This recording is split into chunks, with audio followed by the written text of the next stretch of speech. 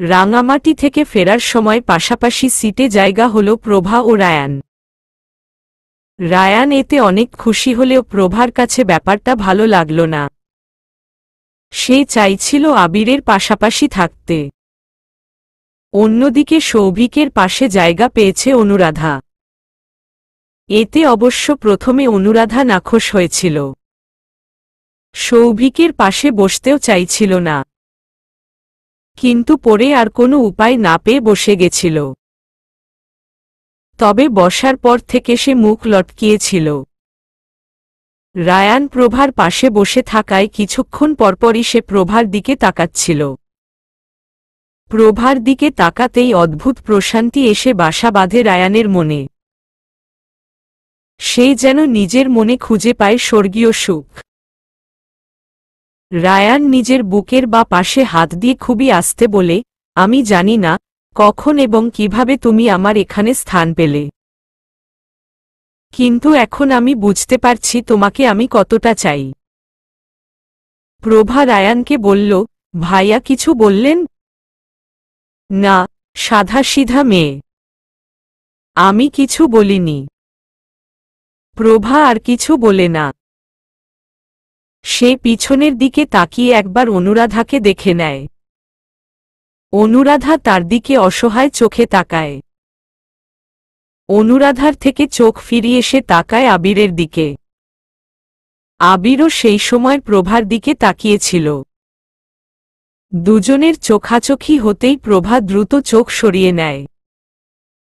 আবির প্রভার এই কাণ্ডে বেশ অবাক হয়। আবির ভাবতে থাকে, প্রভা আমার দিকে তাকিয়ে এভাবে চোখ সরিয়ে নিল কেন? তাহলে ও কি কোনোভাবে আমায় পছন্দ করে? ব্যাপারটা ভাবতেই হাসি ফুটে ওঠে আবিরের মুখে। ব্যাপারটা তার কাছে অনেক ভালো লাগতে থাকে। আবির বলে, প্রভা যদি আমায় পছন্দ করে তাহলে ব্যাপারটা অনেক দারুণ হবে। সেই প্রথম দেখার পর থেকেই তো আমি মেয়েটাকে পছন্দ করি, যা আজ অবধি আমি কখনো ওকে বলতে পারিনি। তখন একটু রাত হয়েছে। বাসের মধ্যে অনেকেই ঘুমিয়ে পড়েছে। সৌভিকেরও ঘুম পাচ্ছিল। এমন সময় সে খেয়াল করে তার কাঁধে কারো মাথা। সৌভিক চমকে ওঠে। নিজের কাঁধের দিকে তাকিয়ে অনুরাধাকে দেখে আরও বেশি চমকে যায় সৌভিক। অনুরাধাকে নিজের এত কাছে দেখে তার হৃদস্পন্দন হঠাৎ করে খুব দ্রুত বেড়ে যায়। আগে কখনো কোনো মেয়েকে নিজের এত কাছে দেখেনি সে। সৌভিক চোখ বন্ধ করে বড় করে শ্বাস নেয়। সে হাঁসফাঁস করছিল, কিন্তু অনুরাধা ঘুমিয়ে থাকায় কিছু করতে পারছিল না। সে চাইছিল না অনুরাধার ঘুম ভাঙাতে। এর মাঝে অনুরাধা হঠাৎ কেসে ওঠে। সৌভিক বুঝতে পারে জানালা খোলা থাকায় হাওয়ার কারণে এমনটা হচ্ছে। তাই সে খুব সাবধানে জানালাটা বন্ধ করে দেয়। অনুরাধা তবুও কাশছিল। সৌভিক খেয়াল করে অনুরাধার গায়ে কোনো ভারী পোশাক নেই। তাই সে আর কোনো উপায় না পেয়ে নিজের ব্যাগ খুলে তার সাথে আনা চাদর জড়িয়ে দেয় অনুরাধার গায়ে। তারপর অনুরাধার দিকে অনিমেষ তাকিয়ে থাকে। ঘুমন্ত অনুরাধাকে কতই না ইনোসেন্ট লাগছে। সৌভিক অনুরাধার দিকে তাকিয়ে মুচকি হেসে বলে, কে বলবে এই মেয়ে জেগে থাকলে কিরকম ঝগড়া করে? মেয়েটাকে কিন্তু আসলেই অনেক মিষ্টি দেখতে। প্রভাও ঘুমিয়ে পড়েছে রায়ানের কাঁধে মাথা রেখে। রায়ান ব্যাপারটাকে অনেক বেশি এনজয় করছে। প্রভাকে নিজের এত কাছে দেখে সে অনেক খুশি। অন্যদিকে আবির দূর থেকে এটা দেখে অনেক বেশি জেলাস হয়ে যায়। আবির ভাবে যদি প্রভা তার সাথে বসত তাহলে কতই না ভালো হতো। একটু ভেবেই সে বলে, রায়ানকে আমার মনের কথাটা জানিয়ে দিতে হবে। ওর মনে তো আর প্রভাকে নিয়ে কোনো অনুভূতি নেই। রায়ান তো আমার ছোটবেলার বন্ধু। ও যখন আমার মনের কথা জানতে পারবে তখন নিশ্চয়ই সাহায্য করবে আমাকে আর প্রভাকে মিলিয়ে দেওয়ার জন্য। তাছাড়া প্রভাও তো আমাকেই পছন্দ করে। এটা ভেবেই খুশি হতে থাকে আবির। তবে সে তো আর জানে না রায়ানের মনে প্রভাকে নিয়ে অনুভূতি করত প্রখর, যেটা দিনকে দিন আরও গাঢ় থেকে গাঢ়তর হচ্ছিল। অনুরাধার ঘুম হঠাৎ করে ভেঙে যায়। ঘুম থেকে উঠে সে নিজের গায়ে চাদর দেখে অবাক হয়, আবার জানালার দিকে তাকিয়েও অবাক হয়। কারণ সে যখন জেগেছিল তখন তো দেখেছিল জানালা খোলা। অনুরাধার নজর যায় সৌভিকের দিকে। ছেলেটা শীতে কাঁপছিল। অনুরাধা হালকা কেশে সৌভিকের দৃষ্টি আকর্ষণ করে বলে, এই চাদরটা কি তোমার? হ্যাঁ। তোমার তো ঠান্ডা লাগছে, তুমি এটা নিতে পারো। না, থাক, আমার কোনো সমস্যা নেই। সৌভিকের এই ব্যাপারটা অনুরাধার অনেক ভালো লেগে যায়। কারণ সে স্পষ্ট বুঝতে পারছিল সৌভিকের ঠান্ডায় অনেক প্রবলেম হচ্ছে, কিন্তু তবুও সে অনুরাধার কথা ভাবছে। অথচ সে কখনো সৌভিকের সাথে ভালোভাবে কথা পর্যন্ত বলেনি। অনুরাধা এবার চাদরের কিছু অংশ দিয়ে সৌভিকের শরীর ঢেকে দিয়ে বলে, এবার তো ঠিক আছে তাই না? আমারও হলো আর তোমারও। সৌভিক অনুরাধার দিকে তাকায়, অনুরাধাও তাকায় সৌভিকের দিকে। কিছুক্ষণ একে অপরের দিকে এভাবে তাকিয়ে থাকার পর দুজনেই প্রচণ্ড লজ্জায় আবার চোখ সরিয়ে নেয়। ভোর 6টায় সকলে পৌঁছে যায় চট্টগ্রামে। তাদের কলেজের সামনে এসে বাস থামে। সকলের হুড়োহুড়ির শব্দে প্রভার ঘুম ভেঙে যায়। ঘুম থেকে উঠে যখন সে বুঝতে পারে সে রায়ানের কাঁধে মাথা দিয়ে রেখেছে তখন দ্রুত স্বাভাবিক হয়। রায়ানকে বলে, সরি ভাইয়া, ঘুমের মধ্যে কোনো খেয়াল ছিল না তাই। কোনো ব্যাপার না, আমি কিছু মনে করিনি। প্রভা সৌজন্যসূচক হাসি দিয়ে বাস থেকে নেমে পড়ে। বাস থেকে নামতেই সে দেখতে পায় অনুরাধাকে। অনুরাধা সৌভিককে তার চাদর ফিরিয়ে দিয়ে বলে, গতকাল রাতের জন্য ধন্যবাদ, আর আগের সব বেয়াদবির জন্য সরি। আমি বুঝতে পেরেছি তুমি অনেক ভালো ছেলে। সৌভিক হেসে বলে, আমার মা আমাকে তাই বলে যে আমি গুড বয়। কিন্তু তোমার কাছে ব্যাড বয় হয়ে থাকতেই আমার ভালো লাগছিল। প্রভা অনুরাধার নাম ধরে ডাক দেওয়ায় সে আর কথা না বাড়িয়ে সৌভিকের থেকে বিদায় নিয়ে চলে যায়। সৌভিক অনুরাধার যাওয়ার দিকেই তাকিয়ে থাকে। রায়ান এসে সৌভিকের কাঁধে হাত রেখে বলে, কিরে সৌভিক, ওই ঝগড়ুটে মেয়েটার সাথে রাত কেমন কাটল? সৌভিক মুখ ফুঁসে বলে ফেলে, বিন্দাস। কি? সৌভিক দ্রুত জিভ কেটে বলে, কি আর বলবো, দুঃখের কথা, মেয়েটা যা নাক ডাকে। একেবারে কুম্ভকর্ণের মতো। ওর নাক ডাকার শব্দে তো আমি রাতে ভালো করে ঘুমাতেই পারিনি। তাহলে একটু আগে হেসে হেসে কথা বলছিলি কেন? সৌভিক প্রসঙ্গ বদলানোর জন্য বলে, আরে তেমন কিছু না। আচ্ছা, তুই আমায় বল সারারাত ভাবির পাশে কেমন কাটল? আমি তো খেয়াল করেছি ভাবি তোর কাঁধে মাথা রেখে ঘুমাচ্ছিল। রায়ান গতকাল রাতের কথা ভেবে হাসতে থাকে। গতকাল রাত সত্যি তার কাছে স্বপ্নের মতো ছিল। নিজের ভালোবাসার মানুষটাকে এত কাছ থেকে দেখার সুযোগ পাচ্ছিল যে। রায়ানের ভাবনায় ছেদ পড়ে আবিরের ডাকে। আবির দূর থেকে দৌড়ে দৌড়ে তাদের দিকেই আসছিল। রায়ানের সামনে এসে সে হাঁফাতে থাকে।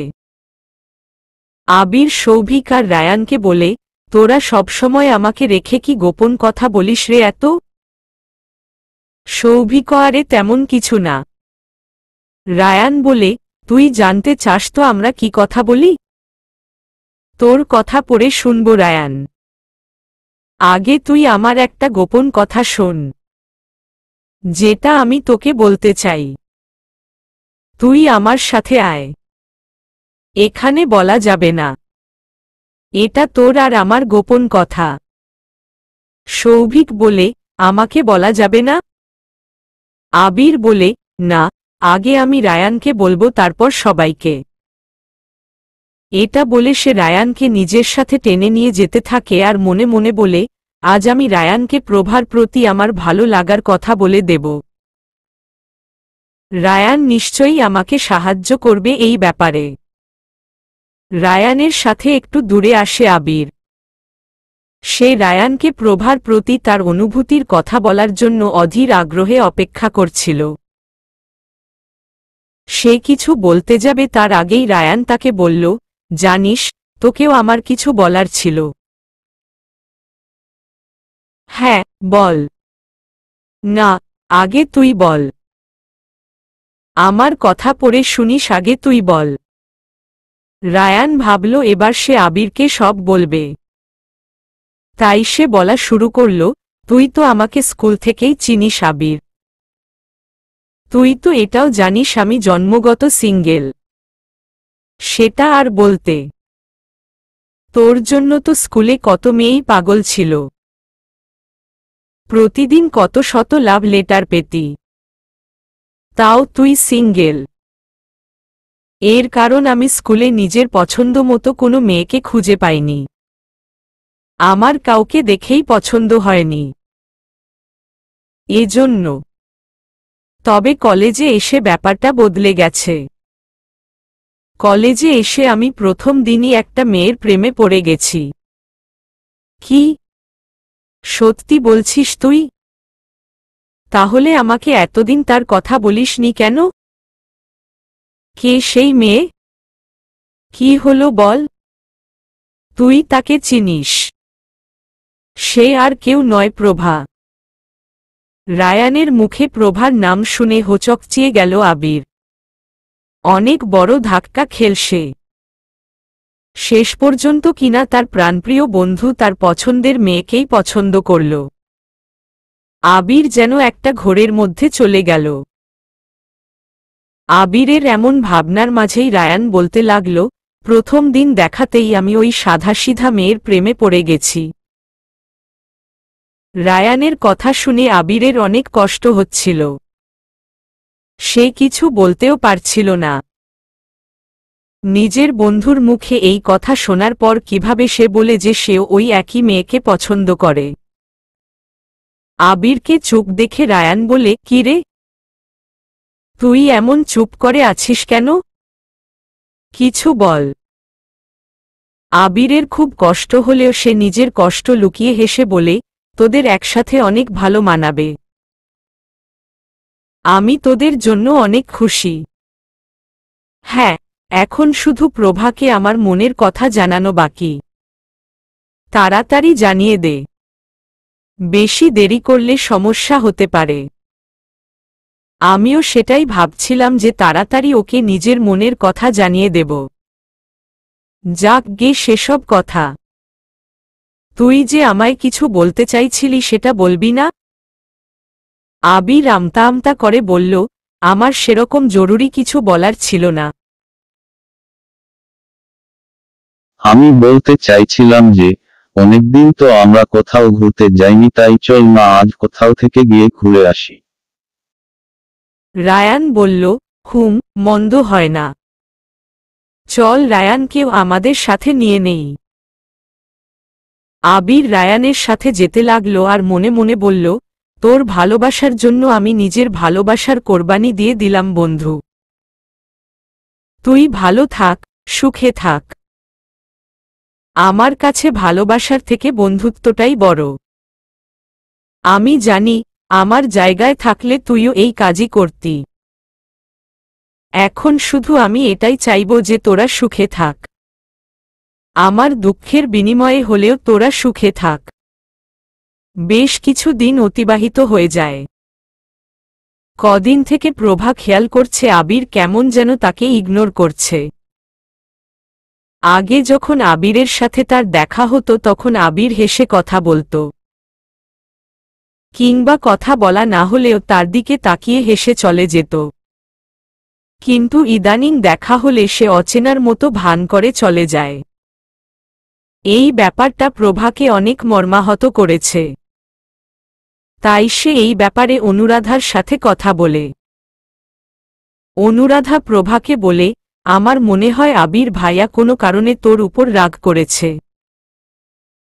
তোর সরাসরি ওনার সাথে এই বিষয়ে কথা বলা উচিত। কিন্তু কোনো কিন্তু না। তুই তো আবির ভাইয়াকে ভালোবাসিস, তাহলে কেন এমন করছিস? তোকে তো আর আমি প্রপোজ করতে বলছি না।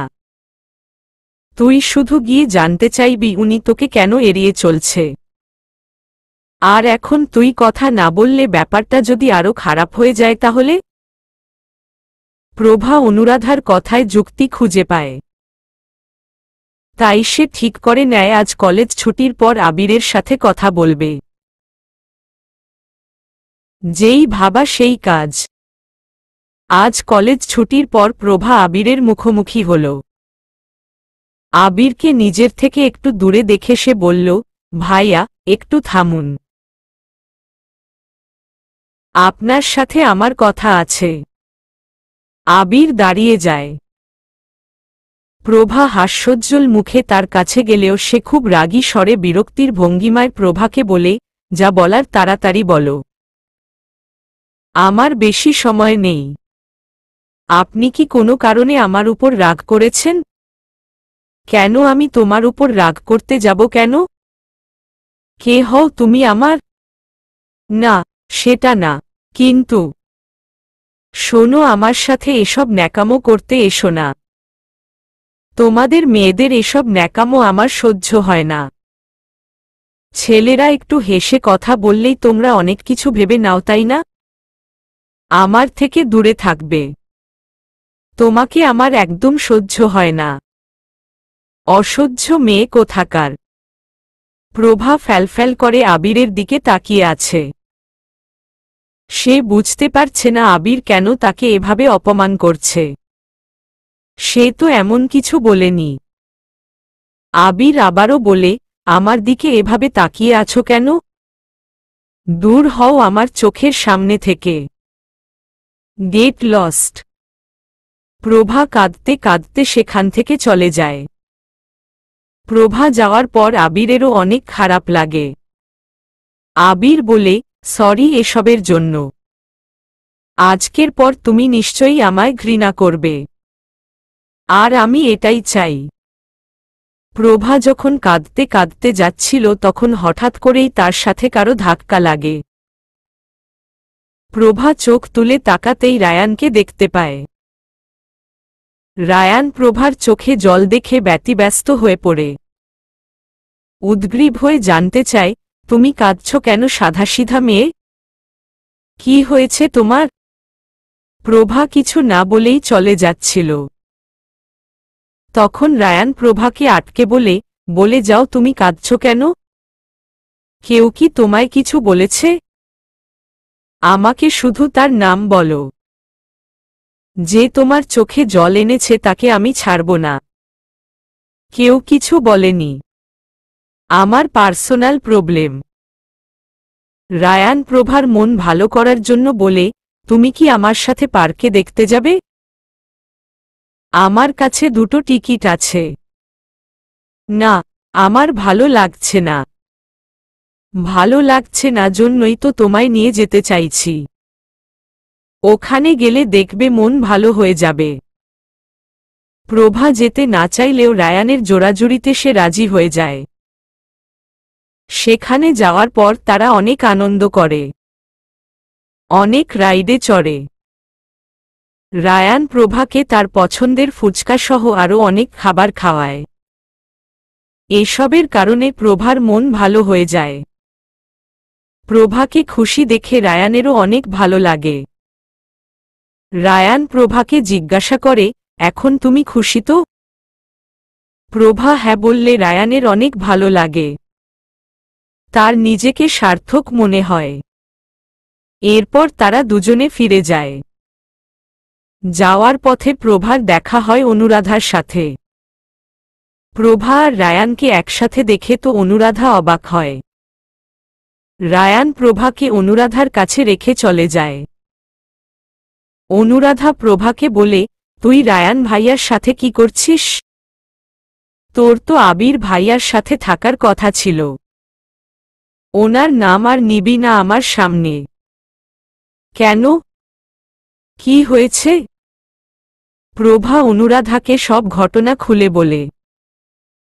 সব শুনে তো অনুরাধা অনেক রেগে যায়। বলে, ওই আবিরের বাচ্চাকে তো আমি গোবর জলে ডুবাবো। তোকে শুধু শুধু এত অপমান করল। আমি তো ওকে ভালো ভেবেছিলাম, এখন দেখি ও জাত বজ্জাত। ওর থেকে তো সৌভিক আর রায়ান ভাইয়া অনেক ভালো। আমরাই মানুষ চিনতে ভুল করেছি। আচ্ছা, বাদ দে এসব কথা। আজকের পর থেকে আমি ওনার থেকে দূরে থাকব। ওনার প্রতি সব অনুভূতিও মুছে ফেলার চেষ্টা করব। এটাই ঠিক হবে। আর সামনে তো কলেজে সাংস্কৃতিক অনুষ্ঠান। তুই এটাই মন দে। আমি নৃত্য দেব, তুই কিন্তু গান দিবি। গান? আর আমি? হ্যাঁ, নাটক করিস না তো। আমি জানি তুই অনেক ভালো গান জানিস। আচ্ছা, ভেবে দেখব। প্রভা আজ একাই কলেজে এসেছে কারণ অনুরাধা তার এক আত্মীয়র বিয়ের জন্য আজ কলেজে আসেনি। প্রভার অনুরাধা ছাড়া আর তেমন কোনো বন্ধুবান্ধব না থাকায় সে আজ অনেক চুপচাপ ছিল। কলেজ ছুটির পর প্রভা যখন একা যাচ্ছিল তখন রায়ান তাকে দেখে ফেলে। প্রভাকে একা যেতে দেখে সে এগিয়ে এসে বলে, কি হয়েছে সাধাসিধা মেয়ে? তুমি একা কেন? আজ তোমার বান্ধবী আসেনি? প্রভা সংক্ষিপ্ত জবাব দেয়, না, আসেনি। তুমি একা যেতে পারবে তো? রায়ানের এমন প্রশ্নে প্রভা অবাক হয়। সে একটু সাধাসিধা হতে পারে কিন্তু তার মানে তো এই নয় যে সে ছোট বাচ্চা যে সে একা কলেজে যেতে পারবে না। রায়ান প্রভাকে বলে, তোমার সমস্যা হলে বলতে পারো। আমি তোমাকে গিয়ে পৌঁছে দিয়ে আসি। প্রভা বলে, আমি একাই যেতে পারবো ভাইয়া। আপনাকে কষ্ট করে আমায় পৌঁছে দিতে হবে না। রায়ান আর কিছু বলে না। কিন্তু প্রভার জন্য তার চিন্তা হতে থাকে। তাই সে প্রভা বারণ করার পরও গোপনে প্রভার পিছু নেয়। প্রভা সেটা বুঝতে পারে না। রায়ানের সন্দেহই আজ সত্য হল। প্রভাকে আজ কিছু শয়তান ছেলে ঘিরে ধরল মাঝ রাস্তায়।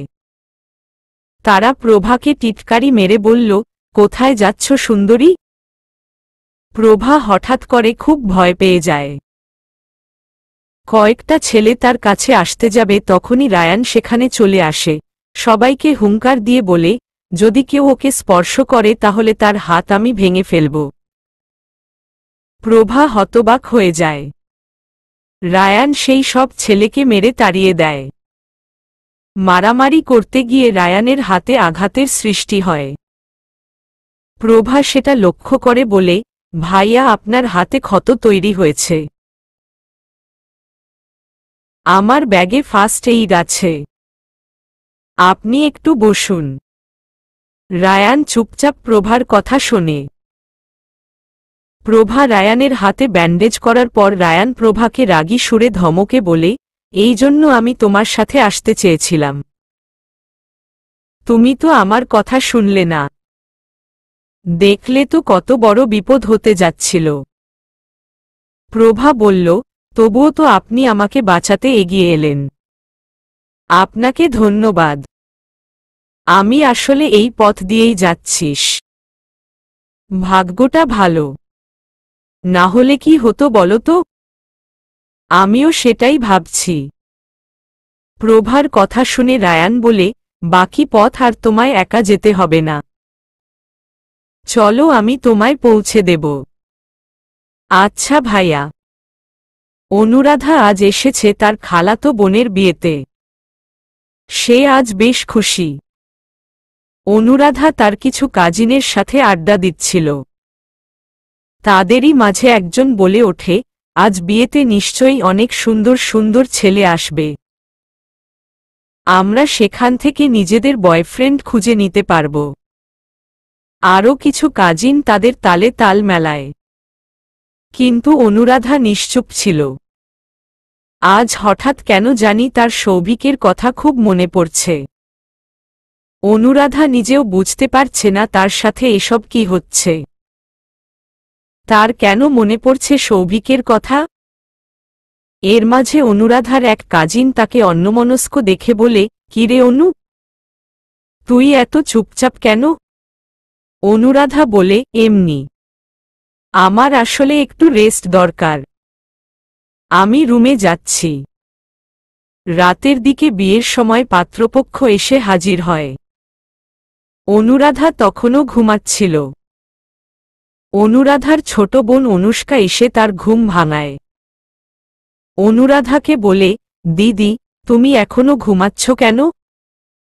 বর এসে গেছে তো। চলো গিয়ে দেখি। অনুরাধা দ্রুত উঠে বসে এবং নিজের বোনের সাথে বর দেখতে যায়। বর দেখতে গিয়ে তো অনুরাধা ভীষণ অবাক হয়। কারণ বরপত্রের মাঝে সৌভিকও ছিল। সৌভিকও অনুরাধাকে দেখে অনেক অবাক হয়। আসলে বর হল সৌভিকের মামাতো ভাই। দুজনে একে অপরের দিকে ফ্যালফ্যাল করে তাকিয়েছিল। অনুরাধার এক কাজিনের কথায় সে অনেক বিরক্ত হচ্ছিল। কারণ সে তাকে বিয়েতে উপস্থিত বিভিন্ন ছেলের রূপের বর্ণনা দিচ্ছে। একটু পরেই সে সৌভিককে দেখিয়ে দেখিয়ে বলে, ওই দেখ ছেলেটা কি হ্যান্ডসাম। দেখে তো মনে হচ্ছে দারুণ। অনুরাধা মুখ বাঁকিয়ে বলে, তোর রুচির তারিফ না করে পারছি না। এই ছেলের মধ্যে এমন কি পেলি? কেমন পাঠকাঠির মতো চেহারা। আরে তুই অন্ধ নাকি? ভালো করে দেখ ছেলেটা কি সুদর্শন। আমি তো একেই প্রপোজ করব আজ।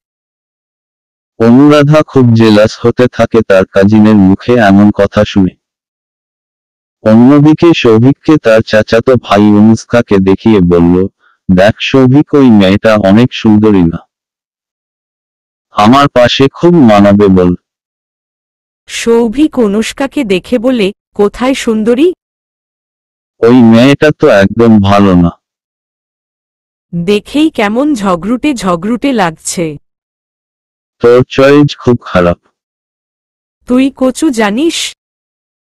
মেয়েটাকে ভালো করে দেখ, অনেক মিষ্টি দেখতে। আমার মা তো এমন মিষ্টি একটা মেয়েকেই তার বৌমা হিসেবে দেখতে চায়। তাই আমি ভাবছি মেয়েটার সাথে গিয়ে কথা বলবো। ওর ফোন নম্বর নেব। তারপর। এই থামো। বেশি আগানোর দরকার নেই। না হলে আমি কাকাকে কিন্তু সব বলে দেব। তুই এমন কেন রে? আমি এমনই। দেখবি তোর কপালে ডাইনি বউ জুটবে সৌভিক। যে তোকে জ্বালিয়ে মারবে, তোর রক্ত চুষে খাবে। সৌভিক অনুরাধার দিকে তাকিয়ে মৃদু হেসে বলে, তথাস্তু। বিয়ে সমাপ্ত হওয়ার পর সৌভিক অনুরাধার কাছে যায়। অনুরাধা একাই দাঁড়িয়েছিল। সৌভিককে নিজের দিকে আসতে দেখে হঠাৎ করেই অনুরাধার হৃদস্পন্দন আগের তুলনায় অনেক বেড়ে যায়। সে নিঃশ্বাস নিতে পর্যন্ত ভুলে যায়। সৌভিক অনুরাধার পাশে এসে বলে, হ্যালো। হ্যাঁ, দাদা কিছু বলবে? সৌভিক অনুরাধার মুখে দাদা ডাক শুনে খুব রেগে যায়। বলে, তুমি আমাকে দাদা বলছো কেন? আমি তোমার কোনো জন্মের দাদা? এভাবে বিয়ে বাড়িতে আমি ঝগড়া করতে চাই না। আমার কোনো জন্মের দাদা না হলেও তো তুমি আমার এই জন্মের সিনিয়র। আগে তো কখনো সম্মান দেখিয়ে দাদা বলনি। তাহলে আজ এমন কেন বলছো? অনুরাধা কি বলবে কিছু বুঝতে পারে না। সৌভিক অনুরাধাকে বলে, আমি তো এখানে কিছুই চিনি না, আমাকে একটু ওয়াশরুমটা দেখিয়ে দেবে? অনুরাধা বলে, আমার সাথে আসুন। সৌভিক অনুরাধার পেছনে পেছনে যায়। একটু দূরে যেতেই সৌভিক হঠাৎ করে নিজের পেছনে থেকে একটা গোপাল ফুল বের করে। অনুরাধার সামনে গিয়ে হাঁটু গেড়ে বসে পড়ে আর বলে, আমি তোমায় ভালোবাসি অনুরাধা। তোমার এটা শুনে অদ্ভুত লাগতে পারে যে যেই ছেলেটা সবসময় তোমার সাথে ঝগড়া করে সে কিভাবে তোমার প্রেমে পড়ল। বিশ্বাস করো, এই প্রশ্নের উত্তর আমি নিজেও জানি না। কখন কিভাবে তোমার প্রেমে পড়লাম এটা আমি বলতে পারবো না, শুধু এটাই বলতে পারবো যে আমি তোমায় অনেক অনেক ভালোবাসি। তুমি আমায় ভালোবাসো তো? অনুরাধা অনেক দুঃসাহসিক একটা কাজ করে ফেলে। সৌভিকের প্রশ্নের কোনো জবাব না দিয়ে সে সরাসরি সৌভিককে কিস করতে শুরু করে, তাও আবার ঠোঁটে। সৌভিক অনুরাধার এমন আচরণে হতবাক হয়ে যায়।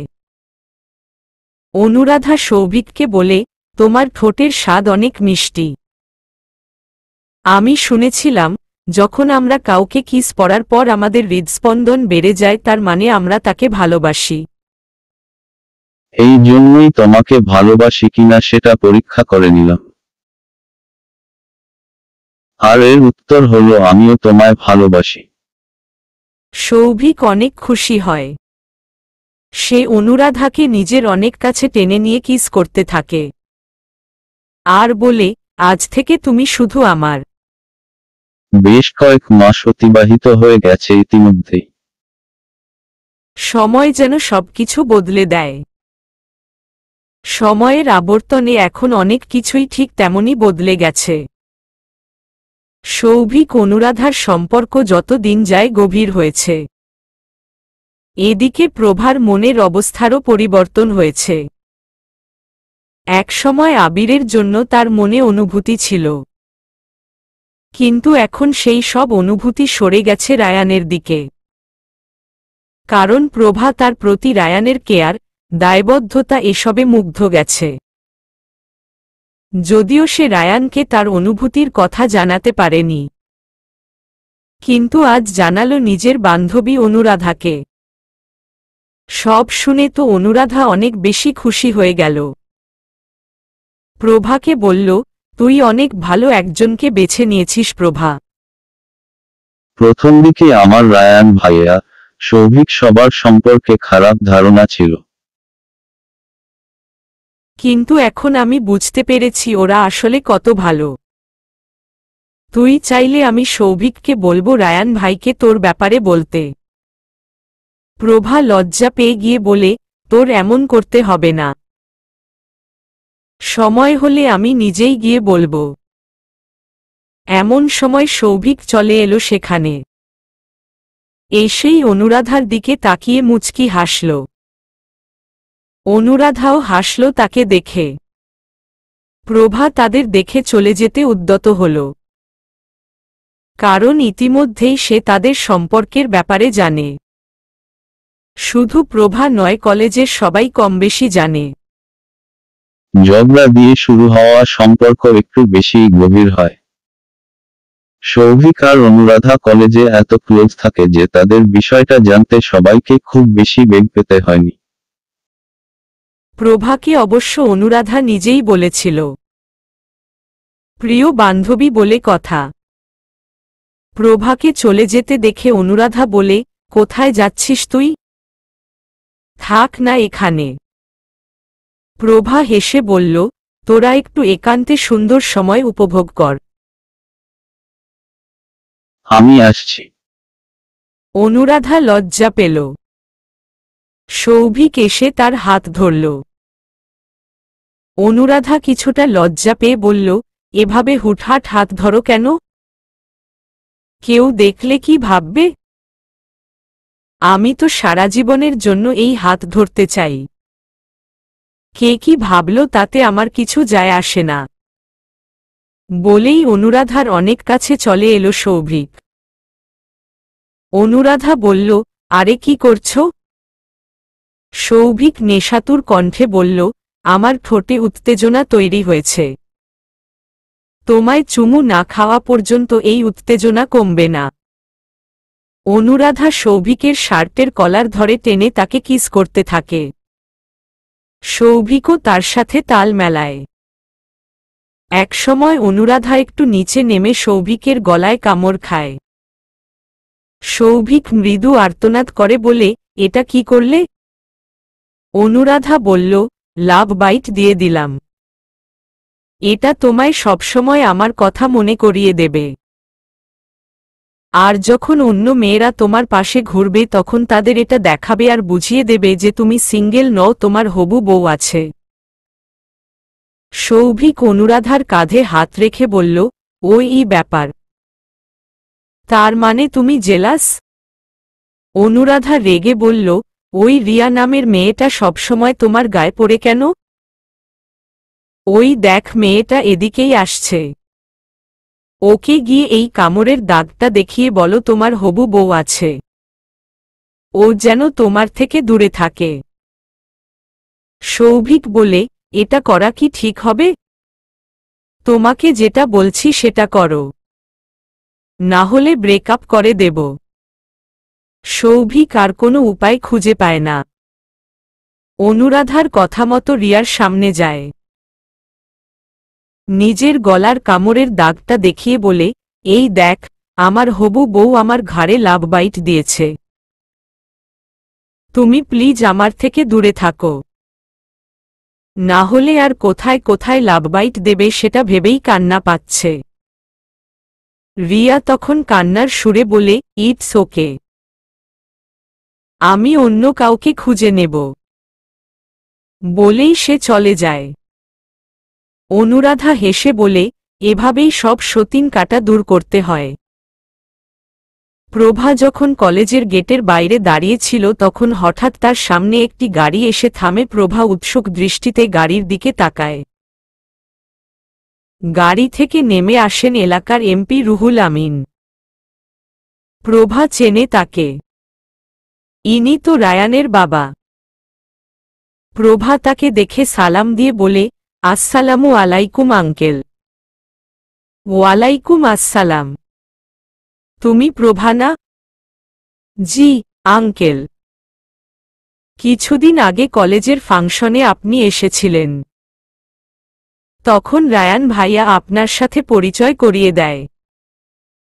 হ্যাঁ, মনে পড়েছে। আসলে আমি রায়ানের জন্যই এখানে এসেছি। রায়ান খুব অসুস্থ, সেই জন্য আজ কলেজে আসতে পারেনি। ও তোমাকে দেখতে চাই।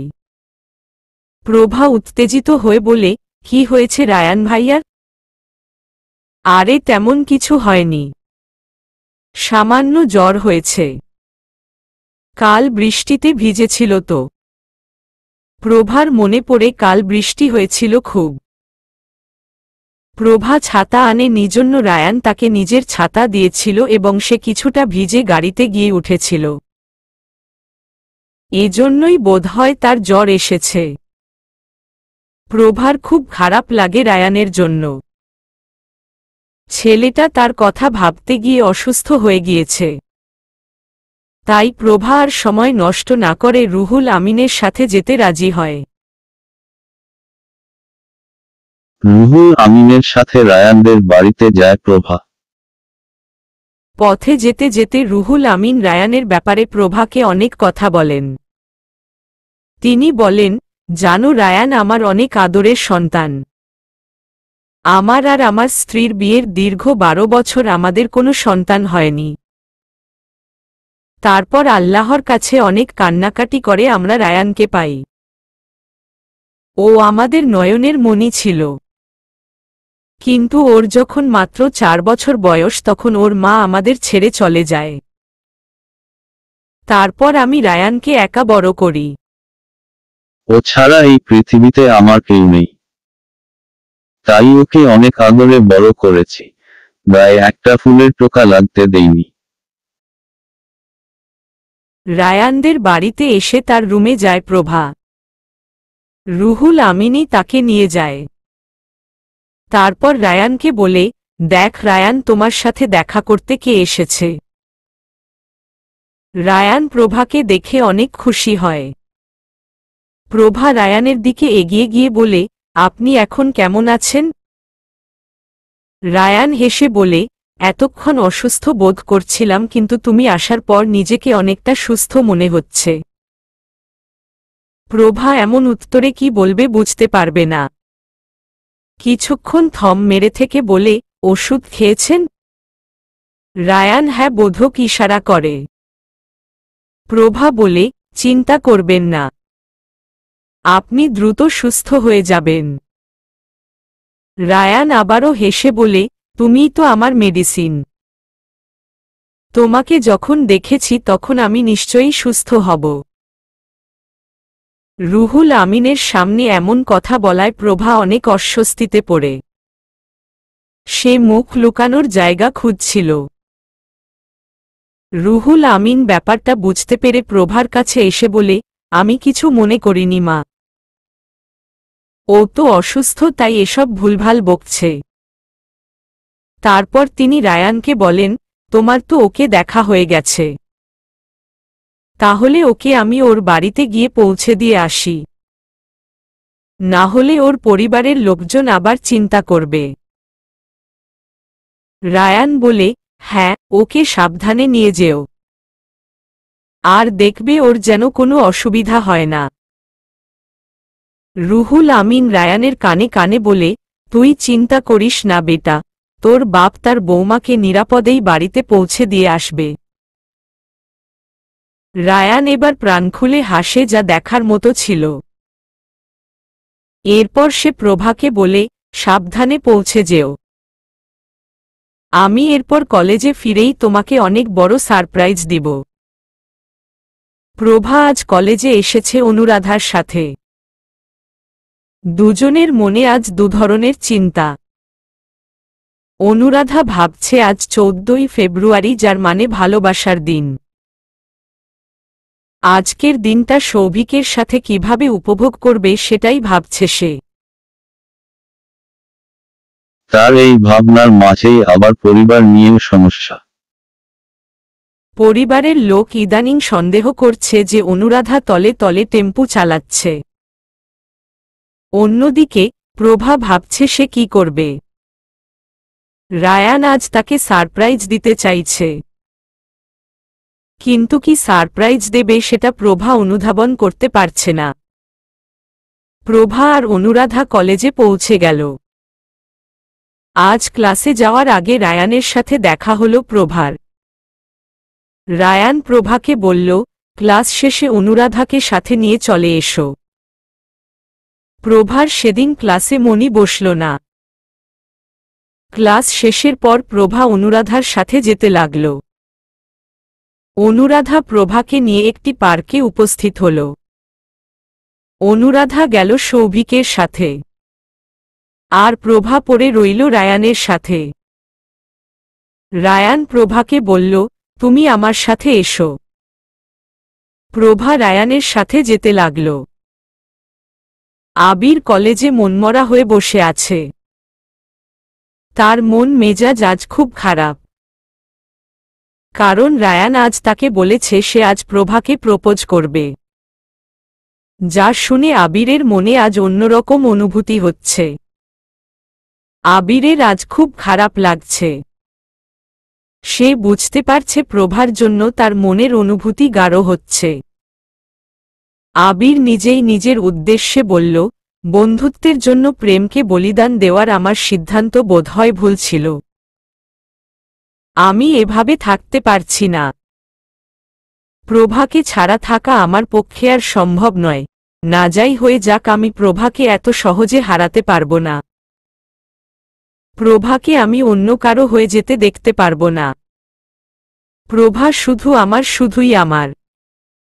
এটা বলেই আবির উঠে দাঁড়াল, পা বাড়ালো পার্কের দিকে আর বলতে লাগল, রায়ান আমার বন্ধু হতে পারে। আমি জানি রায়ান আমার জন্য অনেক কিছু ত্যাগ করতে পারবে।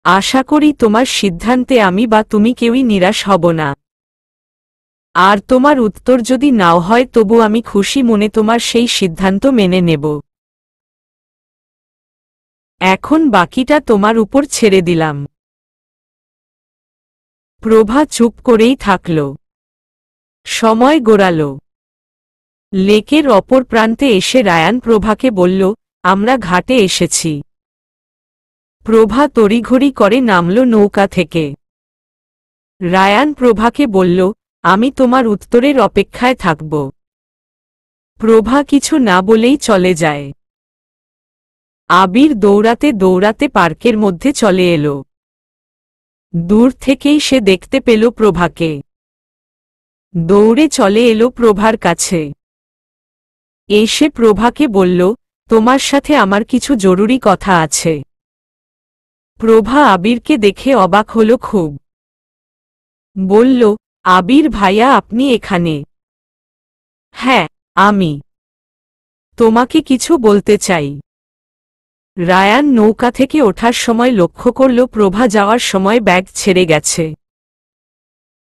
রায়ান ব্যাগটা হাতে তুলে নিয়ে বলল, সাধাসিধা মেয়েটা এখনো সাধাসিধাই রয়ে গেল। ব্যাগটাও এখানে রেখে গেছে। যাই গিয়ে দিয়ে আসি। রায়ান উঠতে গিয়ে হঠাৎ লক্ষ্য করল প্রভার ব্যাগটা থেকে একটা ডায়েরি পড়ে গেল। রায়ান কৌতূহলবশত ডায়েরিটা তুলে নিল। যদিও সে পড়তে চায়নি, তবে ডায়েরিটা খুলে যাওয়ার কারণে তার চোখে কিছু লেখা দৃশ্যমান হল, যাতে তার চোখ আটকে গেল। রায়ানের চোখ আটকে গেল যে প্রভা তার ডায়েরিতে আবিরের নাম লিখেছে। রায়ান ভালো করে পড়ে দেখল সেখানে লেখা, আবির ভাইয়ার প্রতি আমার অনুভূতি দিন দিন তীক্ষ্ণ হয়ে উঠছে। আমি বুঝতে পারছি যে আমি ওনাকে ভালোবেসে ফেলেছি। রায়ান হতভম্ব হয়ে গেল। তার ভালোবাসার মানুষটা কিনা তারই ভালো বন্ধুকে ভালোবাসে। রায়ানের পায়ের নিচ থেকে যেন মাটিটাই সে সরে গেল। নিজের চোখকে সে বিশ্বাস করতে পারল না। মেজাজ হারিয়ে সে উঠে দাঁড়াল। ডায়েরিটা আর পড়ে দেখার প্রয়োজন মনে করল না। পড়লে হয়তো জানতে পারত প্রভা এখন আর আবিরকে নয়, সে তাকেই ভালোবাসে।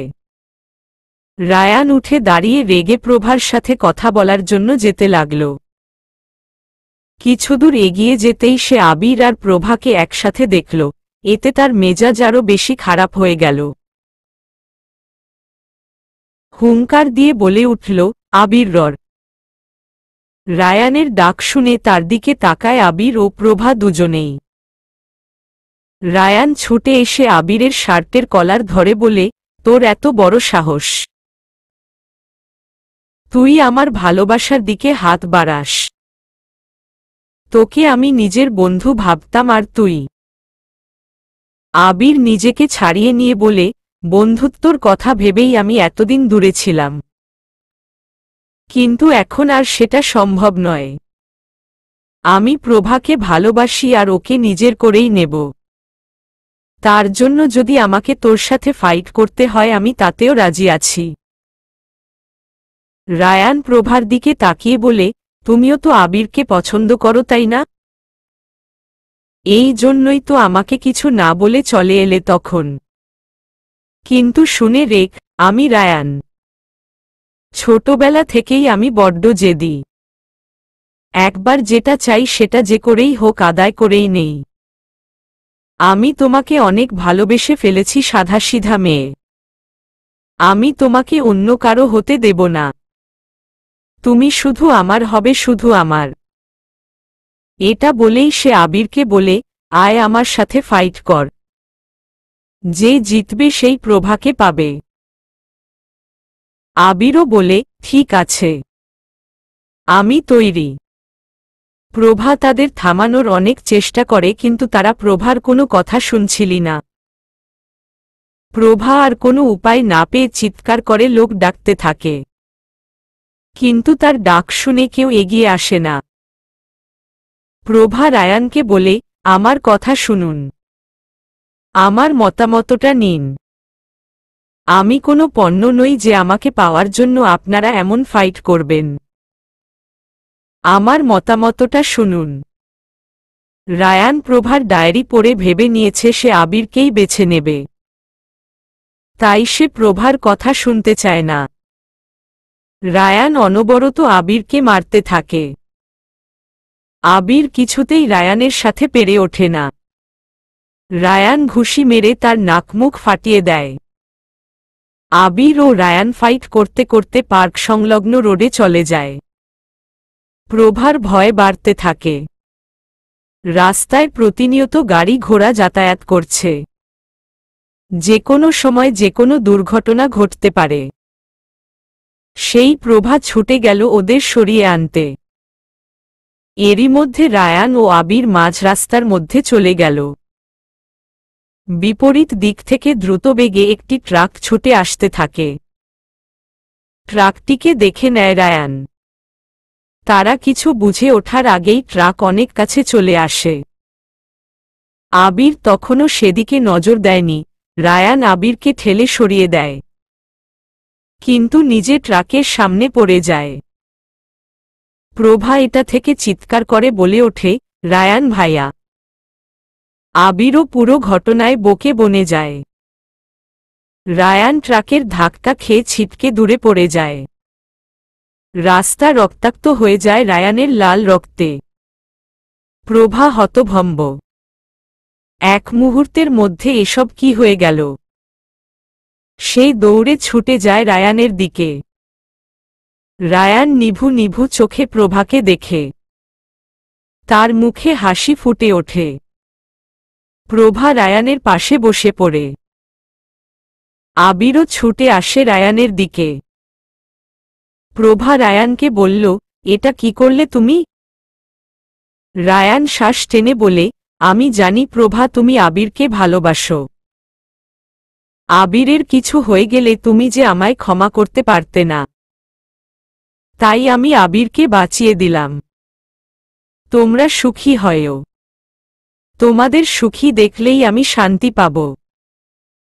এই বলে সে আবিরের দিকে তাকিয়ে বলে, আমি প্রভাকে তোর হাতে তুলে দিলাম। তুই জিতে গেলি বন্ধু। ওর খেয়াল রাখিস। এটুকু বলে রায়ান আবারও তাকায় প্রভার দিকে। আর বলে, তোমাকে আমি সত্যি ভীষণ ভালোবেসেছিলাম প্রভা। তোমার দিকে তাকিয়েই আমি বিদায় নিতে চাই। এটুকু বলেই সে চোখ বন্ধ করে নেয়। প্রভা পাগলের মতো কাঁদতে কাঁদতে বলে, চোখ খুলুন রায়ান।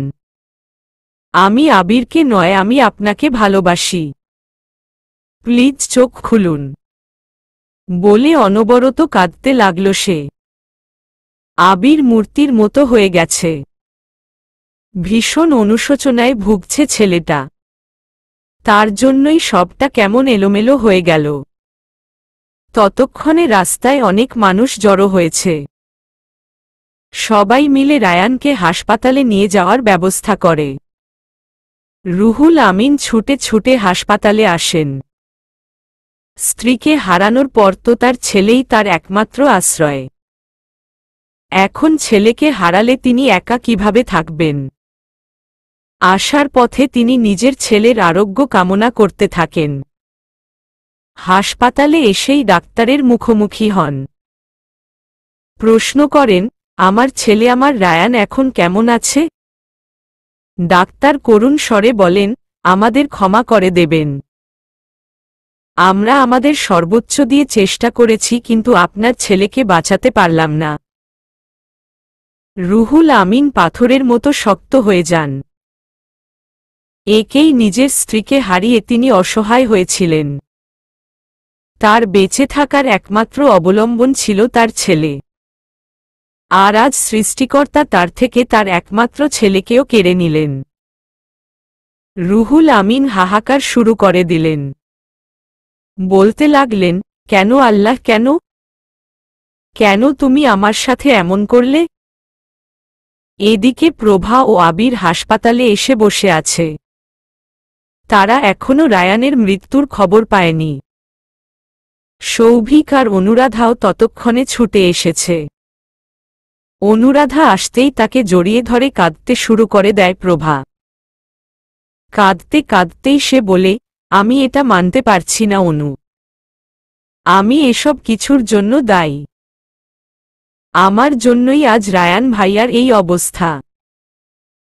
ওনার কোনো ক্ষতি হয়ে গেলে আমি যে নিজেকে আর কখনো ক্ষমা করতে পারব না।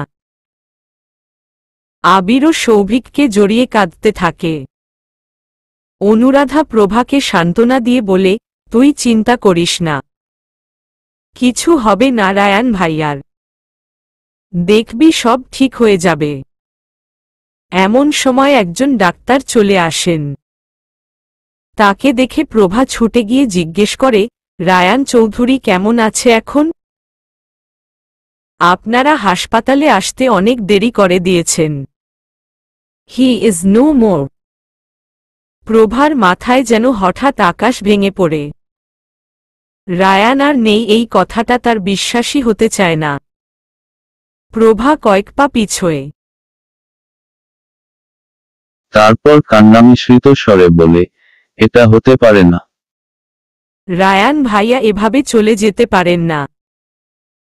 উনি তো আমার কাছে জানতে চেয়েছিলেন আমি ওনাকে ভালোবাসি কিনা। আমার উত্তর না নিয়েই উনি এভাবে চলে যাবেন? ডাক্তার, আপনি আমায় রায়ানের কাছে নিয়ে চলুন। আমি ওকে বলবো যে আমি শুধু ওকে ভালোবাসি, অনেক অনেক ভালোবাসি।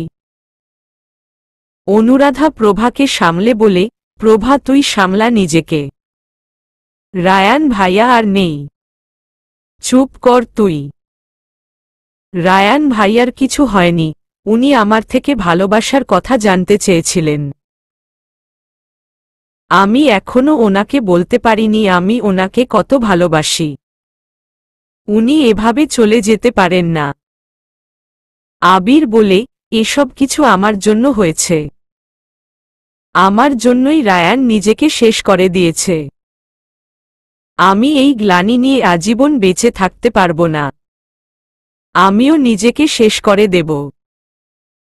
বলেই সে ছাদের দিকে দৌড় দেয়, উদ্দেশ্য ছাদ থেকে ঝাঁপ দিয়ে নিজেকে শেষ করে দেবে। সৌভিকও যায় তার পিছু পিছু। এদিকে প্রভা নিজেকে ফুরবল অনুভব করে। নিজের রক্তভেজা জামা দেখে তার চোখের সামনে দুর্ঘটনার সময়টা ভেসে ওঠে। রায়ানের বলা শেষ কথাগুলো মনে পড়ে। তার দিকে তাকিয়ে রায়ানের শেষ হাসির কথা মনে পড়ে। এর মাঝে সে রায়ানকে কল্পনা করে। রায়ান যেন তার সামনে এসে বলছে, আমি চলে যাচ্ছি প্রভা। তুমি আবিরকে নিয়ে সুখী হও। প্রভা বলে ওঠে, আপনি আমায় ছেড়ে যাবেন না। আপনাকে ছাড়া আমি সুখী হতে পারবো না রায়ান ভাইয়া। আমার সুখ তো আপনার সাথেই পৃথিবী থেকে বিদায় নেবে। আজীবনের জন্য আমার জীবনটাকে জাহান্নাম করে যাবেন না। বলেই সে লুটিয়ে পড়ে মাটিতে। রায়ানের কথা ভাবতে থাকে। আমাকেও নিয়ে যান রায়ান ভাইয়া। আপনাকে ছাড়া একটা জীবন আমি কাটাতে পারবো না। বর্তমানে প্রভা হাতে একটা কফি মাগ দিয়ে দাঁড়িয়ে আছে তাদের বাসার বেকনিতে। কাল সারারাত জেগে সে অতীতের স্মৃতিচারণ করছিল। মনে করছিল রায়ানকে, তার সঙ্গে উপভোগ করা সুন্দর সময়গুলো। সাথে মনে পড়ছিল কিছু বেদনাদায়ক স্মৃতিও, যা তাকে দুঃখের উপলব্ধি করিয়েছে। প্রভা ভাবতে থাকে রায়ানের মৃত্যুর পরের ঘটনাগুলো। সেদিন আবির আত্মহত্যার চেষ্টা করলেও সৌভিক তাকে রক্ষা করে। কিন্তু আবিরের মানসিক অবস্থা ভীষণ খারাপ হয়ে যায়। রুহুল আমিন আবিরের এই অবস্থায় তার পাশে এসে দাঁড়ায়।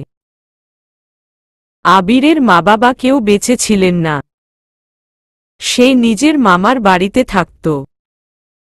রুহুল আমিনও রায়ানকে হারিয়ে একা হয়ে পড়েছিলেন। তাই তিনি আবিরকে দত্তক দেন। এরপর থেকে রায়ানের জায়গাটা আবিরকেই দিয়েছেন। নিজের ছেলের মতন দেখেছেন আবিরকে। সমাজে সবাই আবিরকেই রুহুল আমিনের ছেলে বলে জানে।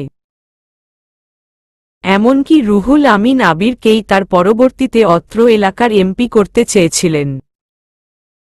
এই জন্য নিজে না লড়ে বয়সের কথা বলে পিছিয়ে যান আর নিজের বদলে আবিরকে ভোটে দাঁড় করান। রুহুল আমিনের এলাকায় অনেক সুনাম ছিল। তার দীর্ঘ শাসনামলে এলাকার অনেক উন্নয়ন হয়েছিল, এই জন্য সবাই তাকে অনেক শ্রদ্ধা থাকে। যেই কারণে তিনি যখন আবিরকে মনোনীত করেন তখন আবির ব্যাপক জনসমর্থন পায়। যেই কারণে বিপুল ভোটে বিজয়ী হয়ে সে এমপি হয়। প্রভা এসব ভেবেই একটা দীর্ঘ শ্বাস ফেলে। রুহুল আমিনের ছেলের জায়গা হয়তো আবির নিতে পেরেছে, কিন্তু তার মনে আবির কোনো জায়গা দখল করতে পারে না। প্রভা আজও শুধু আর শুধুমাত্র রায়ানকেই ভালোবাসে। রায়ানের মৃত্যুর পর 12 বছর অতিবাহিত হয়েছে, এখনও প্রভার মনে অন্য কেউ রায়ানের জায়গা নিতে পারেনি। রায়ানের মৃত্যুর পর প্রভা অনেক ভেঙে পড়েছিল, তবে সে বেশ ভালো রেজাল্ট করেছিল এইচএসসি পরীক্ষায়। কিন্তু সে সরকারি মেডিকেলে চান্স পায়নি। এরপর প্রভা কিরগিজস্তানে যায় এবং সেখানকার মেডিকেলেই অধ্যয়ন করে। সেখান থেকে মেডিকেলের পড়াশোনা শেষ করে সেখানেই চাকরি নিয়েছিল প্রভা। সে আর চায়নি কখনো দেশে ফিরতে। রায়ানের স্মৃতি যে তাকে কষ্ট দিত, তবে নিজের মা বাবার আকুল আবেদন সে ফেরাতে পারেনি। তাই একসময় দেশে ফিরতে হয়। কিন্তু দেশে ফেরার পর থেকে তারা যেভাবে বিয়ের জন্য বলছে, আবার এখন আবির তাকে বিয়ে করার জন্য তার পেছনে পড়ে আছে, এটা প্রভার ভালো লাগছে না। এই জন্য প্রভা আবার একটা কঠিন সিদ্ধান্ত নিয়েছে। সে আর দেশে থাকবে না। প্রভা কানাডার একটা মেডিকেলে অ্যাপ্লাই করেছে। এখন যদি সেখান থেকে ডাক আসে তো সে আবার কানাডায় চলে যাবে। ভেতরে আসব? নিজের মায়ের ডাকে সম্বিত ফিরে পায় প্রভা। প্রজ্ঞা বেগমের দিকে তাকিয়ে বলে, হ্যাঁ মা, আসো। কিছু বলবা? তুই নাকি কানাডায় যেতে চাইছিস? কে বলল তোমায়? অনু? সেটা বড় কথা নয় যে কে বলেছে। তুই কি মনে করেছিস বলতো? আমি এটা করতে বাধ্য হয়েছি। তোমরা যেভাবে আমাকে বিয়ে দেওয়ার জন্য উঠে পড়ে লেগেছ, তাতে এছাড়া আমার আর কিছু করার ছিল না।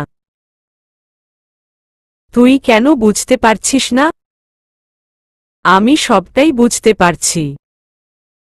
তোমরা আমার সুখের কথা ভেবেই এমন করছো।